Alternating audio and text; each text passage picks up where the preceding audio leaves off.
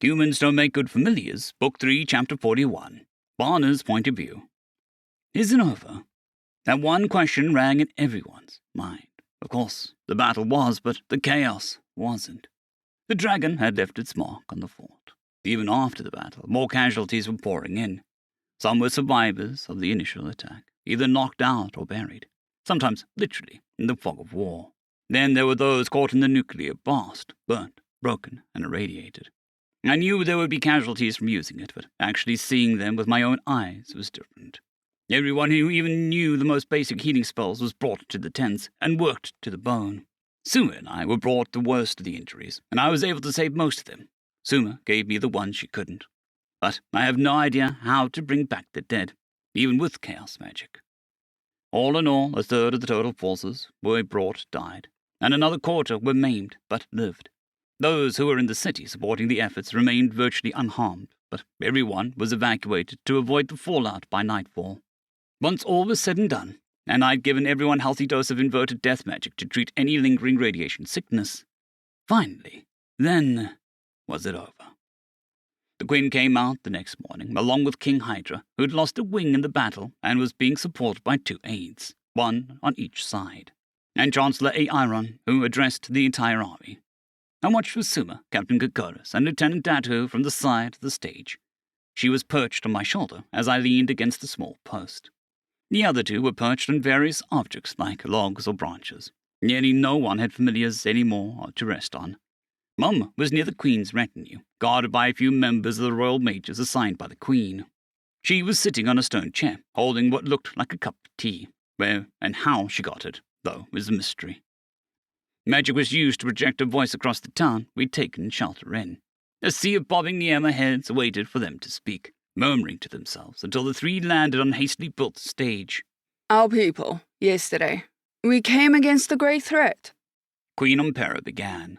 But we rose above it and perched in the branches of victory. A cheer rang out from the audience, loud enough to feel vibrating in my chest. It was primal and beautiful. It wasn't like any cheer a human might make. Not a roar of triumph.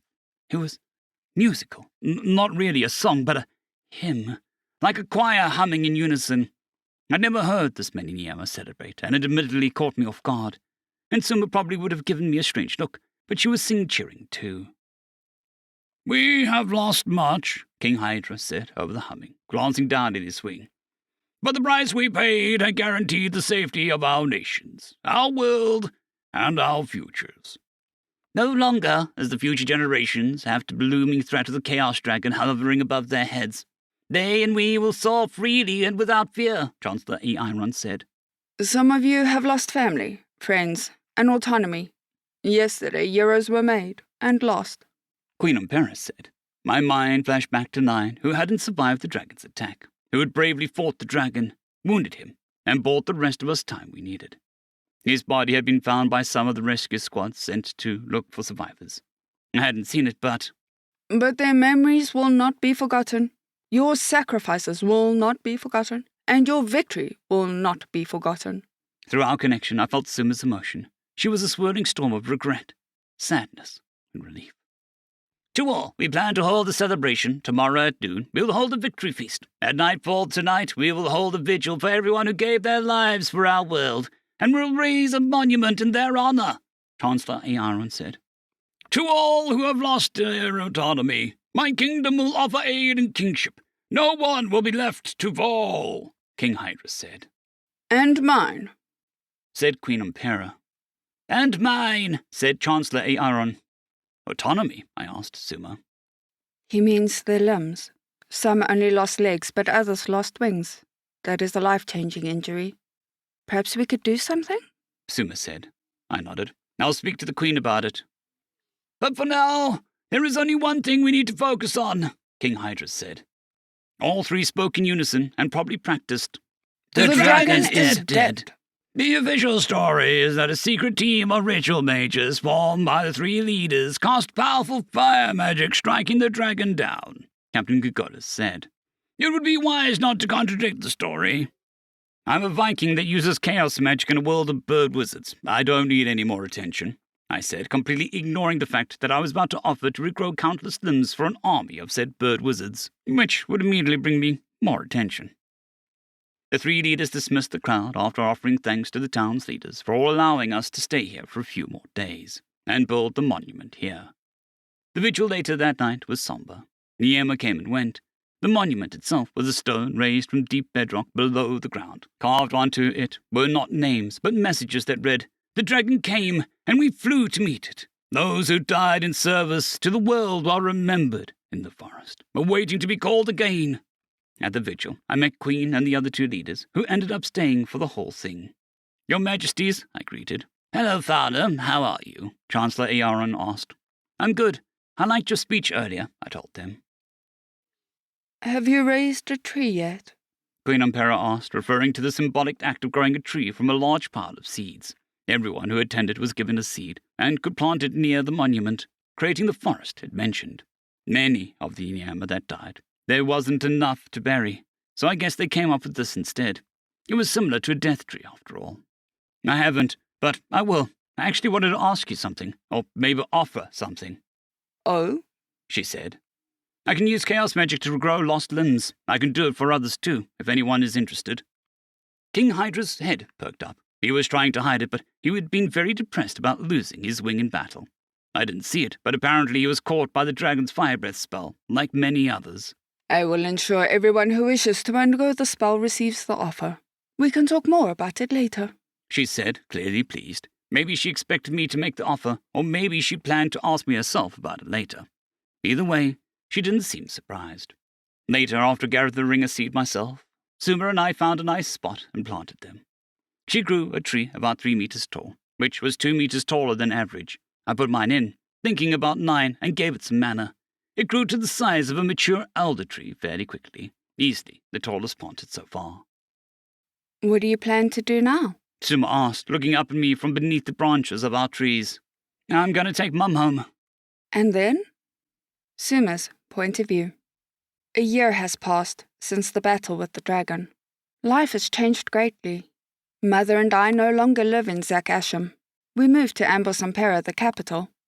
Queen Ampera released Fauna and I from military service, just a week after the 3 armies dispersed.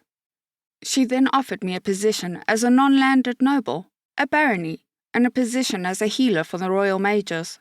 Though I have not been made a noble yet, as other matters have been taking precedence. Mother and Seal did not marry, but they have started living together. Neither of them seems to mind the age difference. The Queen did offer a position of authority to Fauna as well, but he refused, tired of working in the military. Landing in the Royal Mages training area, I contacted Fauna, who had been with Salakar, who moved to the capital recently as well, working on new ruins to allow for faster travel between cities. Something he called a maglift carriage. Fauna, are you ready? The ceremony is about to start soon, I said frantically. Yes, I'm ready, he said, and I summoned him. When he appeared, he was not covered in inks and dyes and clays as I expected. Instead, he wore fine garments of dark blues that covered most of his body. Oh, your garments look surprisingly presentable, I said. I gotta look good. Isn't every day my friend gets promoted to nobility? He said. Today was the day. After a year of waiting, this was when I would receive my barony. How has your work progressed? I asked, perching on his shoulder, careful not to tear his garments. The maglift is stalling. I'll go home and get some more research on it later, he said, walking to the grand hall. Speaking of which, how is your mother? Still cancer-free. Her doctor sure was shocked. Has there been progress on your other venture? I asked. Occasionally he would have me summon him and another random person so that he could treat them as he did with his mother. He'd also done something similar at Selikar's new laboratory. She has partially shifted focus in her rune studies towards using it for healing purposes, especially in regards to regenerating limbs or curing disease. But apparently progress is slow, so Fauna does most of that work. On the bright side, she no longer needs to worry about funding and resources.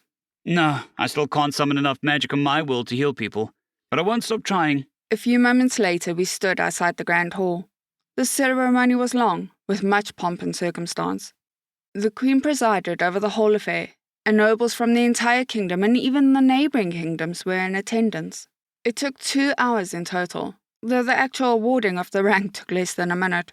But now I am Baroness Suma van Vandel, a name I personally requested. A wonderful name, Baroness Suma, King Hydra said, meeting me after the ceremony. His ring had been fully restored, along with the limbs of everyone who survived the battle. Where is father? I wish to extend a greeting to him as well. I looked around. He was speaking with our former team, even Lorik Isbala, Von Pack and Vindicta, as well as their new child. There he is, I said happily. Baroness Suma, I do have a question if you don't mind. Is there something bothering you, King Hydra? Well, my personal familiar was lost in the battle a year ago, and I was considering purchasing a new one. I couldn't help think of yours. I giggled, knowing full well where this was going. Please, King Hydra, allow me to stop you there. I mean no disrespect, but humans don't make good familiars. End of story.